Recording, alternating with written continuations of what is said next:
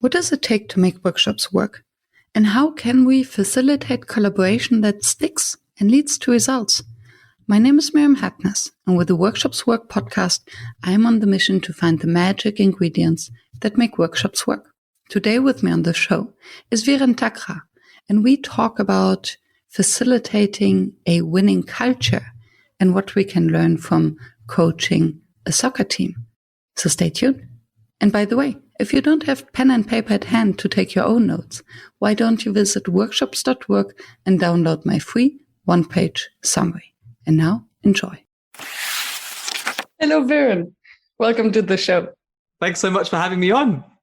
I am looking forward to talking about serious games and soccer and coaching and culture.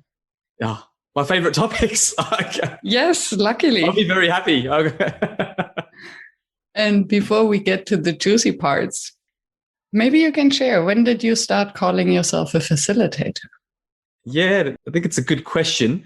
Whether I started calling myself a facilitator or I felt I had the skills to facilitate, I'd probably go the latter one, which I think is when I first felt like, yes, I can facilitate sessions. It was probably my second job. So this is going back a good few years. Worked with a business called SHL, we're called CEB now, but at the time SHL, and they produce psychometric assessments and tools that are used in the people and culture space. And I got a very lucky opportunity when I was working there. They're very good promoters of trying to build people's skills. And I got a chance to start as a co-facilitator with someone to run this 3-day training program for one of the psychometric tools. And it's their flagship tool. And from there, a very structured process, actually. It was a really good way to learn. You shadowed, you co-facilitated, and then you facilitated, and they watched you and gave you feedback around how you performed. Nice. So it was a really nice way to get introduced to the world of facilitation proper. Yeah, that was great. So that very thankful for that experience, because when you do something and it taps into some of your kind of natural, what you think are your natural strengths. I felt as soon as I started facilitating, I felt this is magic. This is so good. I really enjoy doing this. But to get taught and learn in that environment was brilliant. The person who taught me, Jenny, she was an amazing facilitator. So to get to watch her, she was really good at giving feedback. So I got put into it in a very nice, I think, way, in an ideal way, I think. Nice. And so you mentioned this is when you started facilitating. Did you call yourself a facilitator right after, or when came the switch? Oh, no. Okay, so when it was probably, when you go through that process and then you get to a point where you can then start running the training sessions yourself. And they're 3-day training sessions. So you know what this is like. It's 3 days. It's intense. I think the audience also knows. Yeah. It's intense. So I think when you've done a few of those, you actually feel pretty, and you start getting the feedback forms and they say good things. I think that's the point you go, yeah, actually I can facilitate. I can hold a room for 3 days, get to like certain outcomes. The group responds really well. I'm doing something right. So I must have this skill of facilitation, at least at a level where I can say I've got it. Makes sense. And what did you learn or maybe take away from this sociometric trainings that you might use now for your work in your own facilitation? That's a really good question. I think a 3-day training course to get people to a level where they can use a psychometric tool, it's very, very well structured. And I think that has stuck with me, and it's something I'll continuously go back to, is the importance of, in these kind of sessions, thinking things through, having the structure, especially for 3 days. That's definitely stuck with me. That has, yeah. And now you founded a company which is called In the Game. Yeah. What is the story about In the Game? Yeah. Do you mean the name, or how the company came about, or both? Both. So what's the story behind the name? Oh, the name is the name was a bit fortuitous, actually. I was trying to come up with a name for the business with my wife, and we're just bouncing around different ideas. And one of the things I love playing. I love playing games, and I predominantly work with kind of small to medium businesses. Obviously, psychology is a big part of what I do as well. And we kind of like this, it just came In the Game, and we're like, that applies to all of those things. In the game is like you're playing, in the game applies to like the mentality, being in the game and being present. Being in the game applies to being in the world of, business. So it's always a sort of, this is awesome. And then I think the best part of it is then actually the work I do is all about bringing people into the game. It's actually, one of the things for me is how do we move organizations away from being top down to being much more around bottom up and top down at the same time. And part of that is how do you bring your people into the game? So they're part of the vision, part of the journey and part of the business. So it's just, lucky, landed on the name and it's... So how do you? Look, I think that there's kind of a couple of top line in terms of bringing people along. The high level things really for me are being very clear about what your vision, strategy and values are. I think it's very hard for people to be involved if they don't know where you're going. So I think that's, one part that's really key. The other part I often talk to businesses about as well is really taking an interest in an individual's goals. So I find if you're too top down, if you look at really traditional processes, traditional performance management processes, everything's just pushed from the top. This is what the business wants. This is what the business needs. And not enough attention is also given to what does the individual want? And how can you create an alignment between where the business is going and what the individual wants and needs are? And I think that's important. So if you want to bring people along, take an interest in them as people and their growth and career aspirations and all those wonderful things. And I think the last kind of keynote would be around giving people a relative amount of freedom about how they do their work. So I think getting good agreement about what needs to be achieved. But if you really want people involved and to buy in, well, they need to feel like their voices are heard, their ideas are important, and their ways of doing things are important as well. And that they're players in the game. They are players in the game, that's right. Yeah. Not just someone's puppet, Yeah, that they really contribute. Yeah, and I think and you need the vision first in order to create this or to enable the players to actually perform the best they can. Absolutely. Like if you don't know what the plan is, the vision is, and you don't know what good looks like, it's very hard then to have the freedom and autonomy to play as you see fit. So they're all connected, Yeah. And now I cannot resist to come back to something that you shared in the exploration call, that you used to be a soccer coach for kids. Yeah, or teenagers, yes. For teenagers.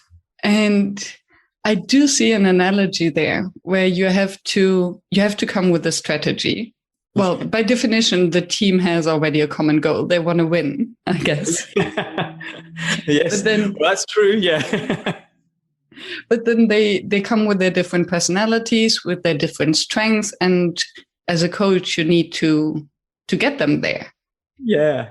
So what have you learned from this, or what do you apply from your experience as a soccer coach for teenagers in the companies you're playing with? Do you know, I think there's so much overlap in the two spaces. I think, even at first, I laughed a little bit, they all want to win.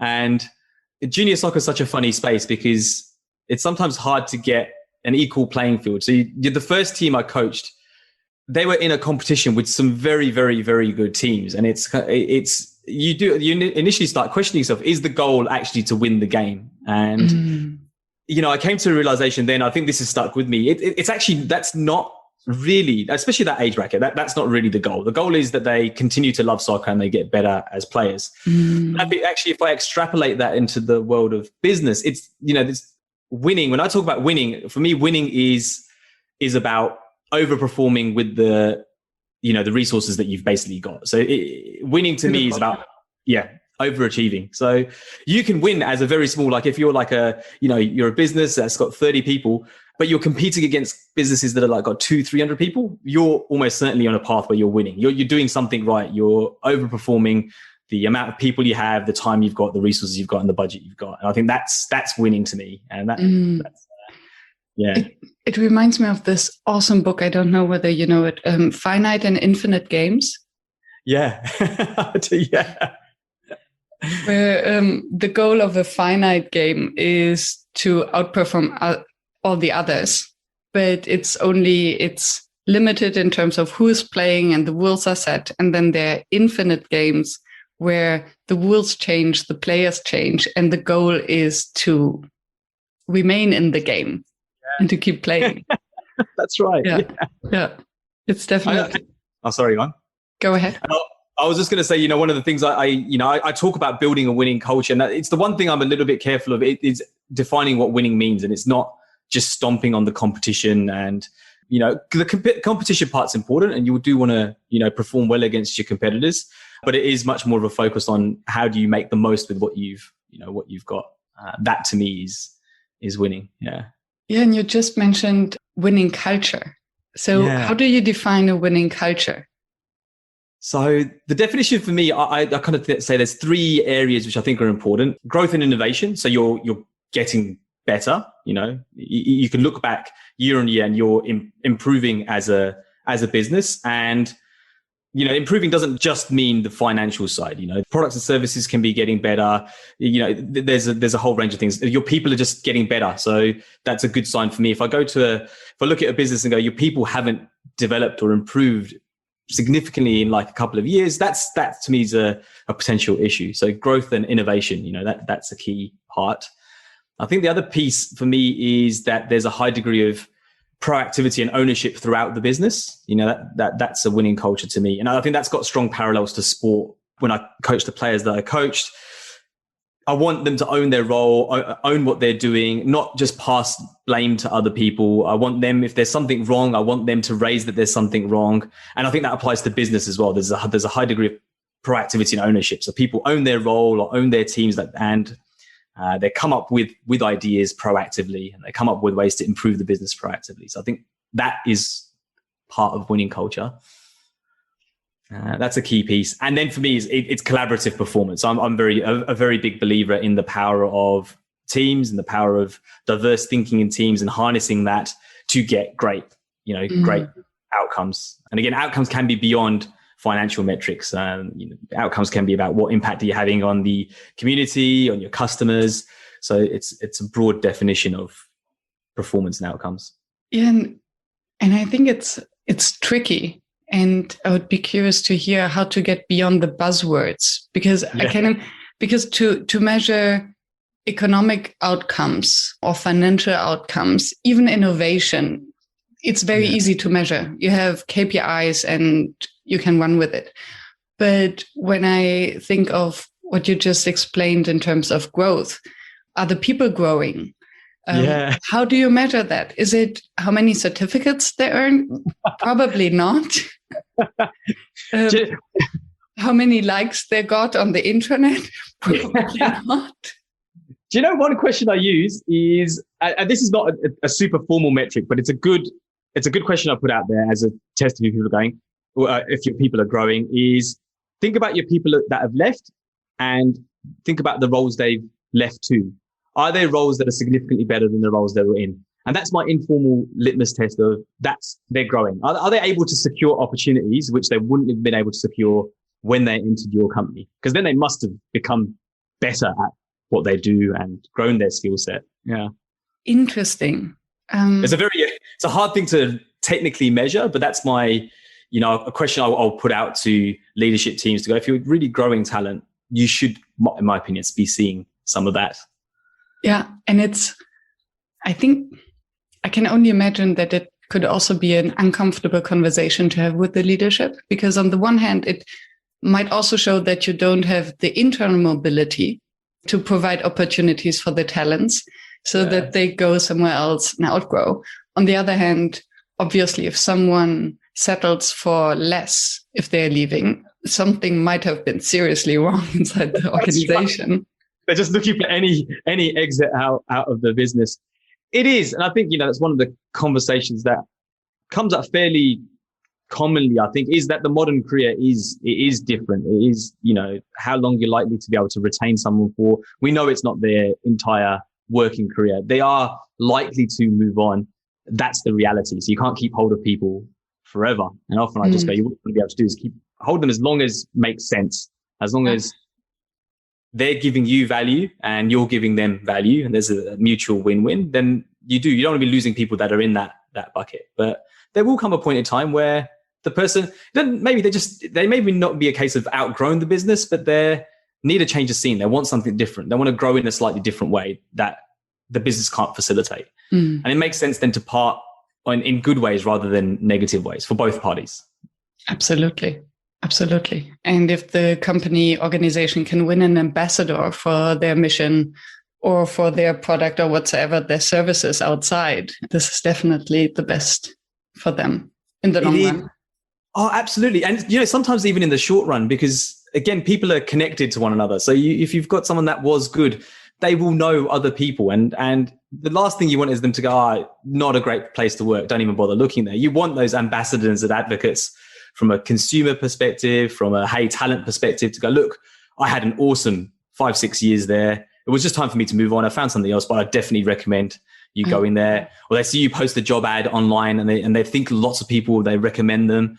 That's pretty, I think that's pretty powerful. And you also get the other effect, which is, I love seeing the boomerangs, the people that left, they got new experiences and they've come back.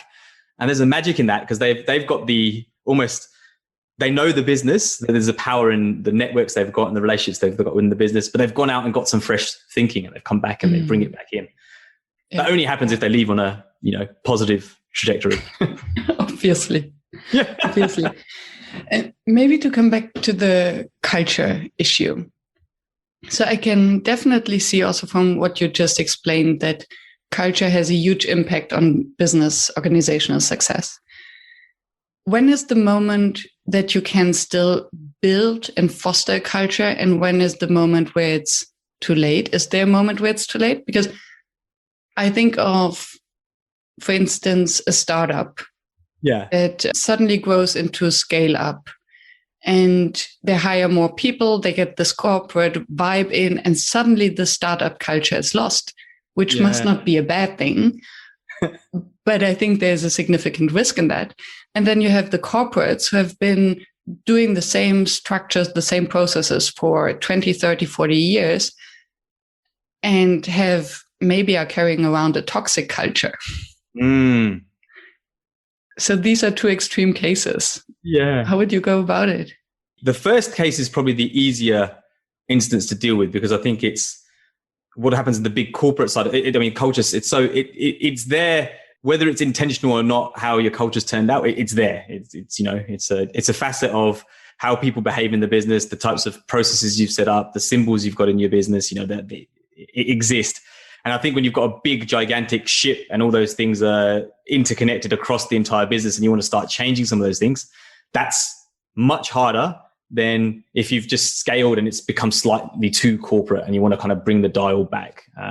That's much easier. So much easier to tackle.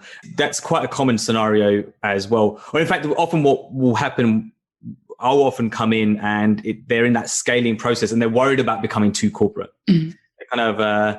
But they're like, look, these are the things that are happening, which they're not, the culture's not enabling us to execute our strategy, but we don't want to become too corporate. We want to still keep our sense of fun, but we want to also get a little bit of control over our business. How can we achieve both? That's quite a common scenario.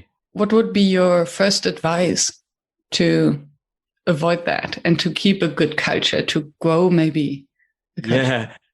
Well, my first advice, so often people will come and go that they want to start putting in place more heavy-handed policies and processes. And I think that's where I think things start going off track. So what I think happens is let's say you got the startup environment, you've got the founders, they can see everything that's kind of going on. They know everyone, they've got a good visibility of what's happening in the business, and it grows and grows. And it's exciting, but they've still got good visibility. And then it gets to a point where it's like 30 odd people and they start losing that visibility and things start happening, which maybe they weren't anticipating happening or they don't want to happen. And so the reaction is they become, I guess, too overbearing. So they start maybe becoming a little bit too controlling or micromanaging or trying to implement too many rigid policies and processes. And that's when it starts going on the wrong path. So once you start seeing things maybe go on the wrong direction, the tendency is to try and get control by putting in place all these measures. And actually, that's the thing that makes things worse. So how would you facilitate this project of keeping or growing a better culture and not falling into the trap of micromanaging and rigid processes?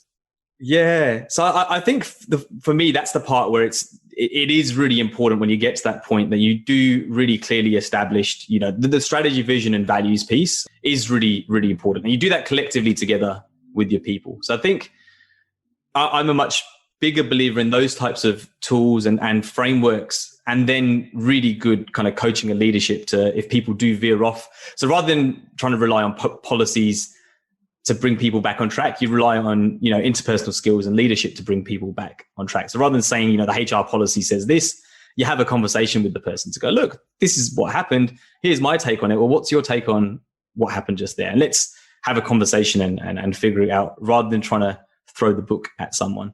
But to get to that point, you do need to have a really clear view of what type of, what do you value in your culture? Where are you going as a business? Because that then acts as the point you can, draw the conversations back to. So basically what you explained in the beginning, you first need to make sure that the top is aligned on what the vision mission is, and then you bring the bottom there to align or to share. Or even better. Even better, bring people, even in that process of trying to design the vision, strategy and values, actually bring people along at that stage. So sometimes I think the tendency is to try and do this stuff behind closed doors at a senior leadership level. And I think the problem is the people that are at the operational frontline level, they know an exceptional amount about the customers and the problems. But if you leave them out of the picture, you're missing a lot of information. That for me is a really big issue. I think some businesses see, development of strategy and vision as a purely top level exercise, whereas I think you can involve people, get their insights early. I actually think that makes for a more well-rounded approach. That sounds as if it can become a very messy project.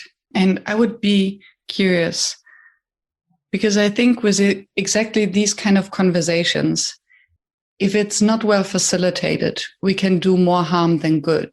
So if you bring everyone in to say, and to flatten the room and say, okay, together we'll define the vision, mission, and strategy, and then everyone runs into a direction, they get married maybe to their ideas. They all think that now they figured it out. And at the end, there's such a misalignment maybe that the leadership says, okay, now we're going to stop that. And here's the mission and vision. Yeah.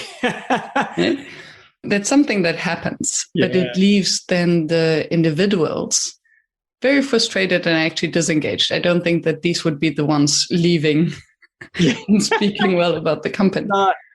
So how do you facilitate that? Do you have, I assume you have a special tool or maybe a game? I've got a special tool or a game for something slight. It's more around the connection side of things, which I do use as part of the, again, that connection piece is such a critical piece of the puzzle, especially when we're talking about building a winning culture. But I think in terms of the facilitation of I think the distinction to draw, what you were just talking about is, if you're just going through it for the motion of, I'm just going to make people feel like they've got input. And actually, I've already got the idea of where I think we should be going. You might as well not bother with seeking people's input, because that's exactly how it's going to land is, well, no one really listened to what I had to say. I think the big challenge for many people in those, especially founder roles where you've initially come with a very strong vision to start the business in the first place, is to still remain open-minded to people's suggestions and input. That's not to say you have to get consensus about where you're going. I think being really clear around what the process looks like, this is how we're going to collect your input. This is how we're going to kind of feedback the next stage in terms of what we've understood the themes to be from what you're trying to say. This is what the market data tells us. I think if you're kind of bringing people along the process of building out the strategy, building out the vision, telling them how you're using the information, I think then if you don't necessarily take one person's idea on board, they've at least been involved and taken through the journey. I think the problem happens is if you do these consultation sessions, there's silence for 2 months, and then you come out and go, this is what the vision and strategy is. People are like, oh, well, what's happened in that 2 months? Yeah. So it's that whole bringing people along whilst you're fleshing these things out and remaining open-minded. Yeah. Greetings, listeners. This June, Dancing with Markers is launching a new online self-paced course on visuals designed with facilitators in mind. Stop making boring, meaningless slide decks and start bringing visuals into your meetings in a fun, purposeful, and creative way that will have a real impact on improving the outcomes of your meeting. Visuals are central to facilitating engaging meetings, but so many facilitators and trainers lack a strong design muscle to create fun and purposeful flip charts, slides, and visual templates. For the facilitator who wants to incorporate better visuals into your meetings, this course is designed to transform you into a confident visual facilitator. Find the link to purchase in the show notes with a special 10% off coupon just for Workshops Work listeners. Now, back to the show. So you mentioned the importance of connection and that you do have a tool for that. So how does connection relate to culture then and to building this culture? Yeah. And I think this is particularly important. We talked about that challenge of a scaling business. And I think, again, we look at that utopia time. Everyone talks about the startup time where it's really cool and they've got a startup culture. And that's often when everyone knows each other. They've got lots of connections happening on a regular basis, quite organically. But it does get to a point, the business grows, 30, 40 people. You've got different teams, different departments of business units. Things start, teams get incentivized differently and you start getting disconnectedness. You start getting silos. Yeah. And the silos piece, that's I think it is a real handbrake on a business's performance. What you typically see in that small to medium growing space, then all the way up to, I think, 200 people, if you don't fix it, you get the whole office politics, bickering, people arguing over who's doing what. There's lots of blaming, it's this person's fault, that person's fault. And all of a sudden you've got a disconnected and fractured business. And that's not great from a business performance point of view. But I also find business owners really struggle in that stage because they're like they're playing parent. That the kids are fighting and they're constantly stepping in to kind of go, I've constantly got to kind of this team's arguing with this team, so I've got to step in. And the more of that type of thing you've got to do, the less you're focusing on the business and where the business is going. And I don't think any founder or business owner enjoys that. Yeah. What is the silver bullet then? Because it's funny, when you said connection, I first thought about connection between people, kind of an emotional or connection. But when I understand you correctly, it's really the connection in terms of rather communication and alignment. The emotional part's a big part of it, but the communication and alignment piece, I think that's the more tangible part of it, which is the things where you can, set up certain ways of working, set up certain structures, set up certain processes. And I look at connection kind of 4 different elements when I think about connection. I think you've got the connection the individual has to the business. So that's the connection the individual has to the purpose, vision, and values and what the business stands for. I think you've also got the connection an individual feels to their team and to other teams in the business as well. So that's probably the part we were talking a little bit more about. The other really important piece is the connection an individual feels to their people leader. So we know that's a really big driver. The people leader shapes so much of the individual's experiences at work and the experiences of the culture. So how's that connection fostered? And there's actually the connection an individual feels to their work and how meaningful do they find their actual work. And so I think the connection is there's a good few layers to it. And you said, what's the silver bullet? And because of the fact that it is actually that it is that deep and there is that many elements, there's no one silver bullet. Damn it. Yeah. So where would you then start? Do you start at the micro level where it's a connection of the individual with their work, but I can only connect with my work when I know that my work is actually connected to a higher goal? Only then I see my own impact and meaningful progress. And I can only connect with the other teams if the team knows what their purpose is. So where do you start? Where do you start? It sounds like a catch-22. It is. And look, I actually find the best place to start is the people leader relationship. Because I think you look at, when you talk to friends and they talk, whenever anyone complains about their work, I almost, 70, 80% of the time, it's my boss is causing me headaches. That's often what you hear. If you go to parties, catch up with friends, it's often that, relationship with the leader that's a little bit fractured that can cause a big ripple effect to everything else. I think if you have a good connection to your people leader, that can then help. Like a good people leader then should be able to bring in some of that, purpose, vision, value stuff into your conversations. They should be able to help you grow as an individual. They should at least be able to help you navigate your workload and your work so you get a little bit of meaning for it. They're not responsible for everything, but they do control a lot of the, control is the wrong word, but they create a large part of the experience. So I think focusing on that is That's most often where if I'm looking for a starting point, and if the conversations and the data suggest that that's the way to go, that I'll often go on that direction first. And would we then look at a coaching leader or facilitating leader? Where is it really the bilateral connection between the leader and the teammate, or is it rather kind of a workshop environment where it's more about facilitation, so to align the team with each other and to the leader?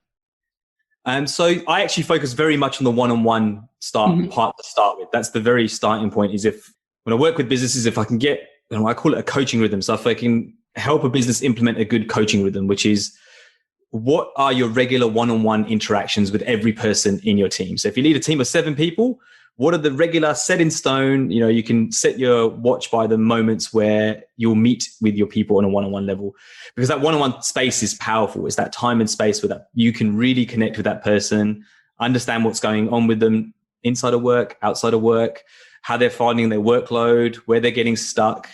You can help them prioritize. It's very hard to do that in the other environments. One-on-ones, there's a magic with one-on-one where you can really do that. So I'm a big advocate. That's a really big part of what I believe really helps foster that connection, is if you create that right time and space, and then as a leader, you exhibit the right qualities. And I did air quotes. That's not going to come through obviously on the mic, but the right qualities around asking good questions, listening really well, not being the person that kind of talks all the time, really listens to the individual. Push the individual a little bit. I think that's the sign of a good one-on-one as well, that the person walks away from it. And it's been a little bit challenging. They've been challenged to think in a slightly different way to when they went in. So essentially they leave the conversation in a better spot than when they came in. That's the power, I think, of a really good one-on-one. You start creating that really strong connection with the individual as a people leader. Yeah. But then still comes, I think, as a next step, then to bring all the different, so you have the 7 one-on-ones. And what I find interesting in this, or important, is it also sets a clear boundary on a healthy team size. Yes. How many one-on-ones can you have? If your team exceeds 7, then you don't have much time to do anything else, right? It's a funny question that does come up in workshops. It's like, but I can't do this. I've got a team of 14 people. That's probably that's probably where there's some of the issue. If you can't, because for me, the things like one-on-ones are, if you are a people leader, people leadership is a core part of your role. So if you've got people reporting through to you, that you have to make time for that. If you can't make time every week or fortnight to meet one-on-one with your people, there's something not quite right. I mean, often it is size of the team, structure of the team's not optimal. And again, see, for me, that presents a neat opportunity, because even if you feel like I don't have control over that structure, I kind of go, well, is there an opportunity? Is there someone that also wants to be a leader? Can they step into like a 2IC type position? So maybe you take some of the one-on-ones and the 2IC then starts building their skills and does some of the one-on-ones in a kind of informal capacity. So there's ways you can be creative and actually use these opportunities to grow and develop others that maybe have those aspirations as well. Because the one-on-one can be a peer thing as well. You just, as a people leader, you might facilitate some of these peer one-on-ones in between the times you can't do them. So there's tricks. Yeah. And then just making sure that it's not structural, that the leader only talks to some, because then you create a kind of hierarchy in the team of some who are closer to the leader and others who are further away, which might not be so beneficial for the culture either. No, so that's something you might want to look at, either you rotate it around, as long as, because everyone will want time with you as the people leader. So creating that. But there's mechanisms you might alleviate if you have no control over the structure, you might have to think a little bit creatively about how you can still catch up with everyone on a one-on-one level and they still get regular support as well. Yeah. I assume you do a lot of workshops as well. So not only the individual coaching. Yeah. What makes a workshop fail? That's a good question. So I would say, for me, workshops are about harnessing the collective power in a group, whatever size that group is. That's what workshops, for me, that's what they're about. So I think they fail if you do not harness the power of the collective. So either that might be you haven't created an environment where all people feel comfortable to contribute. It might be you as the facilitator too overbearing on the process. So the power's not the collective, the power's you trying to be a rock star facilitator. So I think the fail is if you're not harnessing the power of the group. Makes sense. Do you have a favorite exercise? I've got one. I'm biased. I laugh because my favorite exercise is I made a little game last year, and that's now my favorite exercise. I'm very biased, but that is. Now I'm curious. So what's the game about? And I assume that it's also related to either connection or culture. You are spot on. Yeah, it is targeted a lot around connection. It's a game called Quinks. I use it a lot for helping leaders build their skills around doing good quality one-on-one conversations. Oh. So actually, when I go into a business as an intervention to help them implement one-on-ones, part of it is me doing workshops with people leaders around what does a great one-on-one look like and feel like. So basically you would have different people leaders in the same room who all want to improve their coaching leadership skills. Yeah. And then they learn from each other. That's exactly right. That's what the game tries to set up. And that's where I kind of go, it's power of the collective, because by playing the game, I don't need to tell people this is what a coach does. You play the game, it's like, actually, now I know. And before I ask more questions, because I'm very curious now, are these leaders, would they be from the same company and organization, or they're from different organizations? I do both. So I'll sometimes get a company will bring me in and go, look, we want to do X, Y, and Z. We want to put one-on-ones in place. And so I'll run a program with them. I do some work with where leaders are coming from different businesses, and I'll run through a kind of similar process, but the conversation's a little bit different. Yeah, it would be interesting if we have time to see what the differences are. But okay, so how can leaders learn to be better coaches without being told what coaching skills are? So this is the game. I'll give you the kind of download of the game and the way it works. And I think you'll kind of see what happens when people play. So I get people play in pairs. So let's say we were playing together, and the objective of the game, the game comes with this little values wheel. So it's almost like a profiling tool. There's 10 categories around the outside. And the objective is to profile your partner's values through a question and answer process. I give them the cards. So there's two types of cards. There's a purple card, which is a stem of a question. And then there's a green card, which is the context you want the person to answer the question in. And so you just pick up a purple card and a green card and combine it together.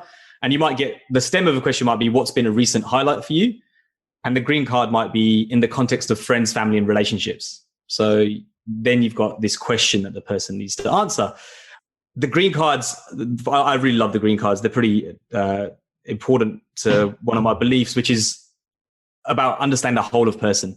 I think too often in non-winning cultures, it's very work focused. You're just trying to understand that person's work perspective, but we're not just who turns up, at work. We've got so many other things that make us who we are.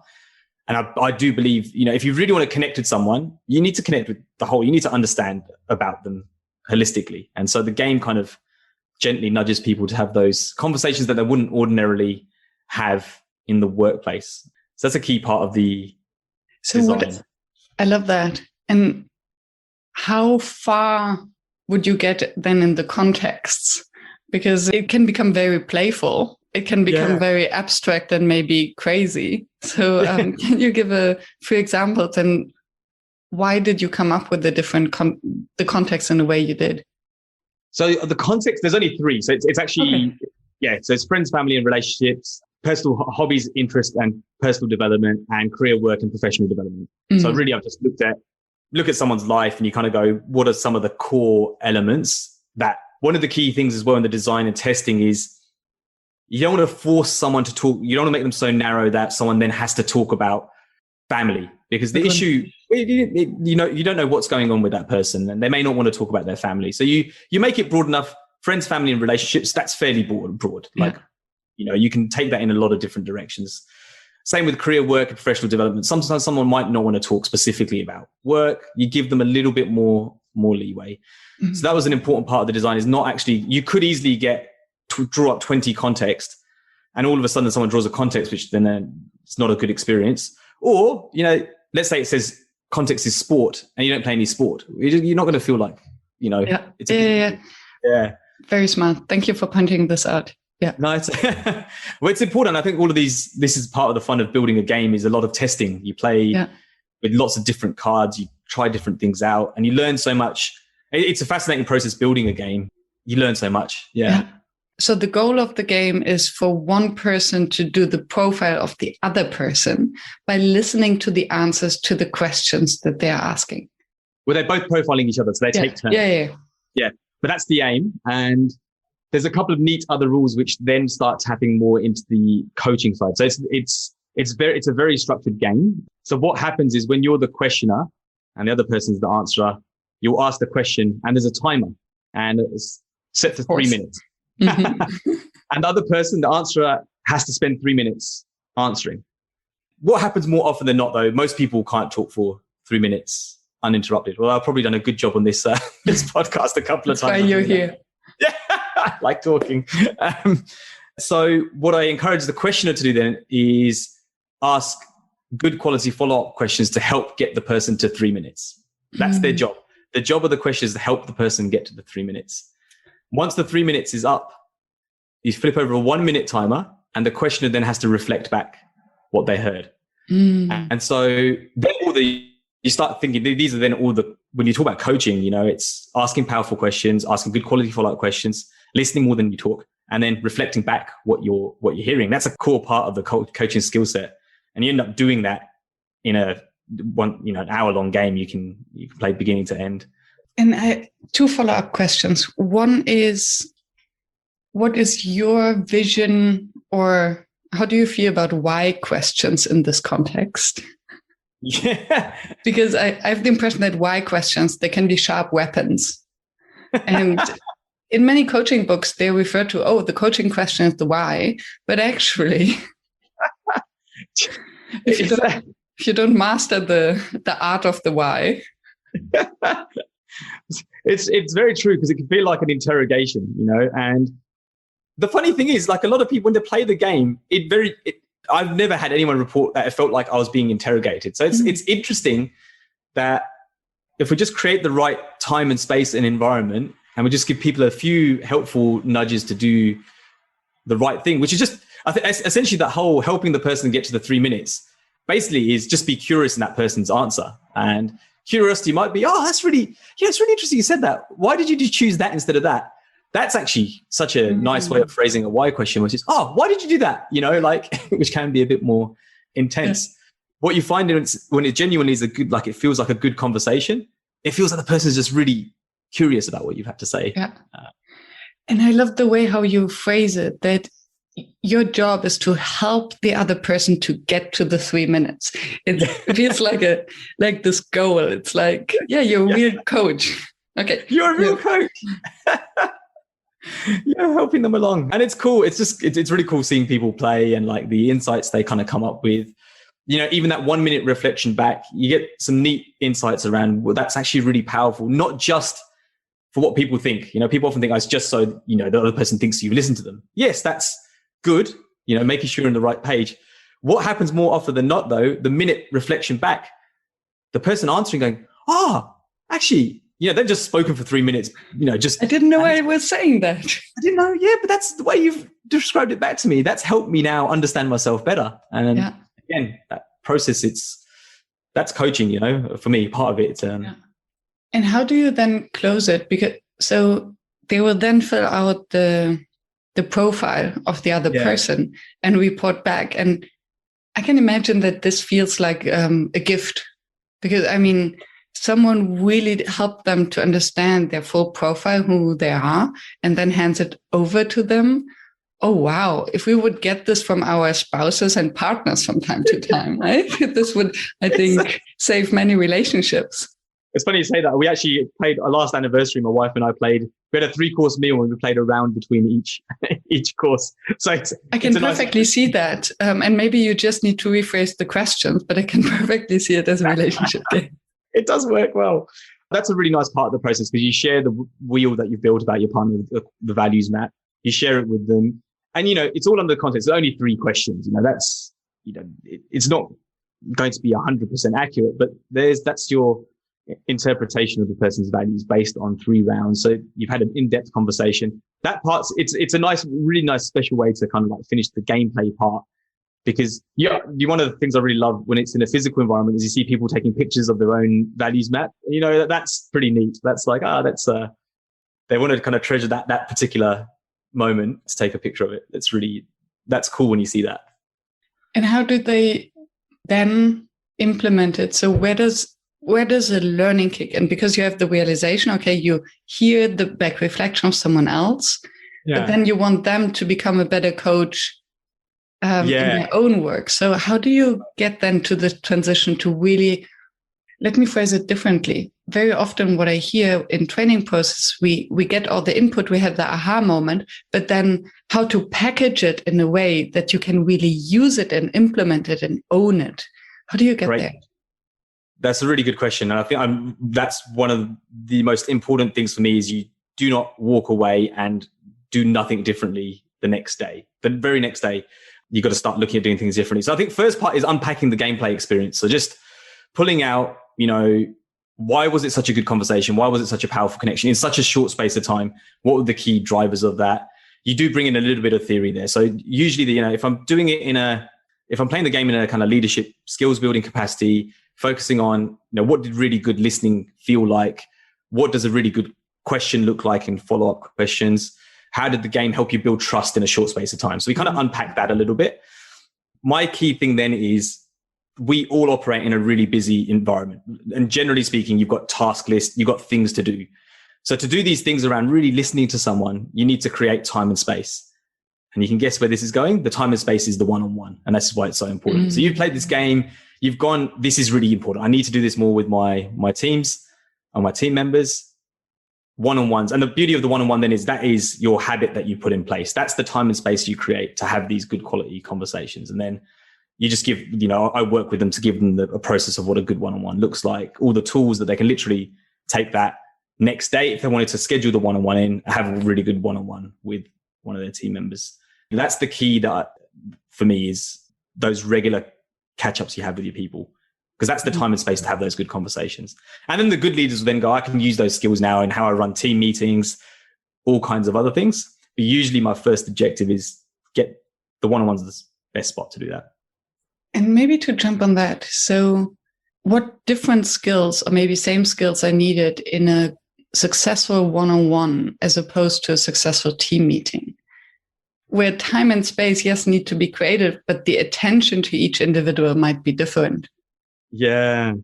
I think the team dynamic is more challenging because you are dealing with team dynamics, and that's a different skill set. I think there's a different skill set. There's a part there, if you've got a group, the conversation's going off track, the skills you need to kind of help bring that back on track. It's quite different to what you do in a one-on-one to a certain extent.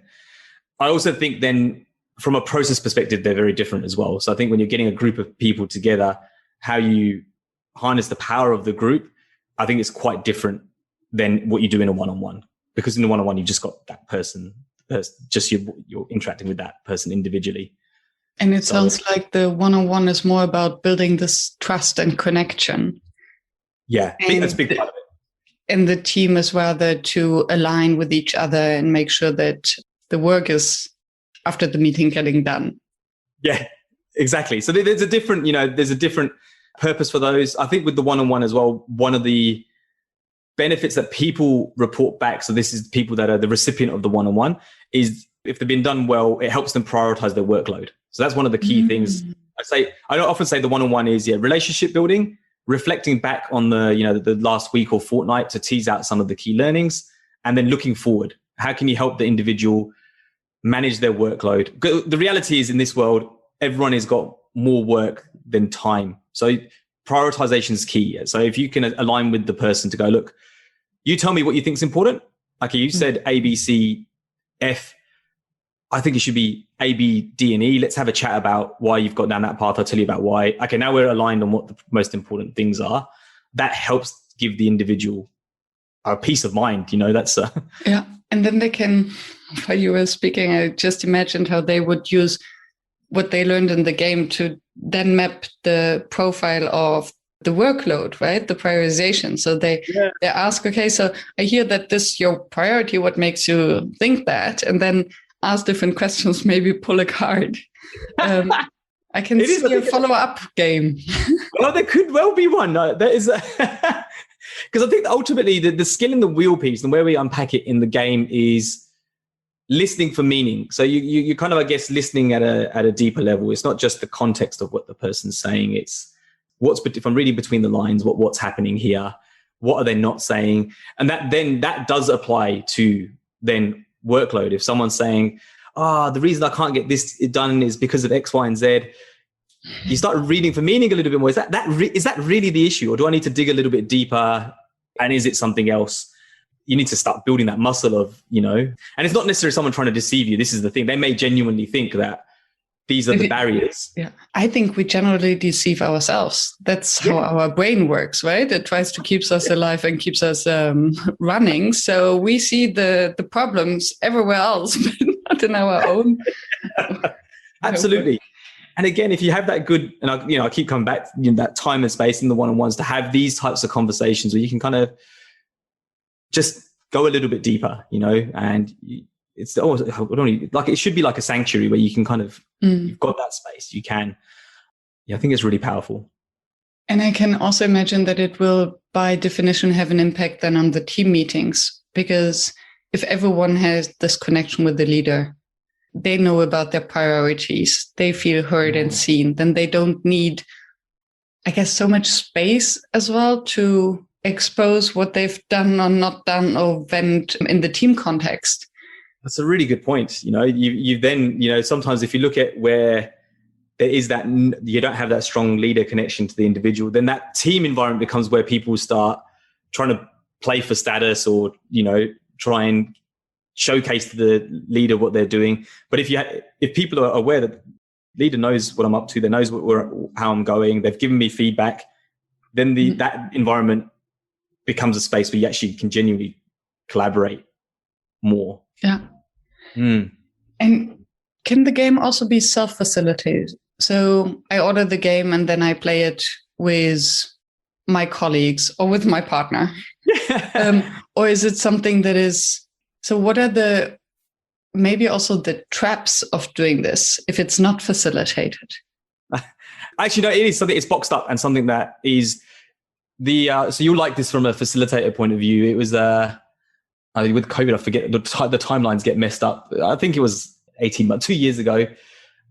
There was a lighter version of, I played a game in my workshops and I just had the idea of, wouldn't it be neat to try and box this game up and basically, give access to other facilitators from around the world to play the game. So that was the original brainwork of the spark was, it'd be pretty neat to actually try and box this up so it's available for others to play, to help. Because one of the things I found, a lot of facilitators I spoke to, there was an appetite to try and introduce games or make their training more fun. They just didn't know where to start. And so those two kind of dots connected is, wouldn't it be neat, box this up? And that's something that people can then easily use. And they don't need to come up with the game then. They're great facilitators. They can easily run it, tease out all the outcomes and Okay, so the target group for the game is really facilitators. This answers my question because I can imagine that if you have two leaders, people leaders, and they want to strengthen their coaching skills, and then they get this game and you need to, so how to strengthen your coaching muscle if you're not guided in a way. So if you need to be a better coach, this means you're lacking something in the first place. So maybe it's not the best situation to put these two people in a room to do it themselves. No, so what I usually recommend in that scenario, so the way I personally play it most as a skills building thing, but a lot of others play it as a team connection exercise. So that's where a leader could use it. A leader, then they just need to facilitate the game with their team. But the end outcome then is you don't start talking about the skills and one-on-ones. You just go, how can we better work as a team? Like we spent some time connecting at a deeper level. We've unpacked. One of the neat parts you can do is you can take the individual values and create a collective values map. So you can actually look at the team profile. And then you can start talking about, well, based on these values, how can we better operate as a team? That type of session a leader can easily run. And the beauty I see is that everything that then comes on the map kind of comes out from a personal story that everyone knows. So you directly connect to the values on the wall. Yeah. And then can tie them together. Yeah. Tie them together and go, how do we put this into action? How do we live these a little bit more? Yeah. Yeah. Interesting. Wow. We talked for almost an hour. And the question with which I always like to end is, imagine someone fell asleep after minute 2, just woke up and doesn't have time to listen to the entire interview. Oh, no. What would you like them to walk away with? Oh, gee, that's a doozy of a question. That's a good one. I wasn't expecting that one to come up. It's a moment where I always realize that nobody actually listens until the very end of my podcast. Yes, I skipped to the end. Oh, you've really got me there. It's not often I'm short for words.